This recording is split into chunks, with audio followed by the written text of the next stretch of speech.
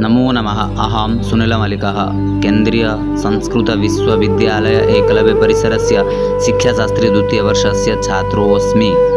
मस्तके चन्दनलेपनं, धौतिवस्त्रं परिधानम् अस्माकं देशस्य संस्कृतिः। पुराकाले गुरुकुले छात्राः एतादृशं धौतिवस्त्रं परिधानं कृत्वा विद्या अध्ययनम् अकुर्वन्। अस्माकं परिसरे बहवः अध्ययनविषयाः सन्ति। तेषु योगः अन्यतमः। पाश्चात्यमनोवैज्ञानिककारः अरस्तुमहोदयेन उक्तवान्, स्वस्थशरीरः स्वस्थमनः इति। अहं योगकक्षायां प्रति गच्छामि। योगः सर्वेषां कृते आवश्यकम् अस्ति। नमो नमः।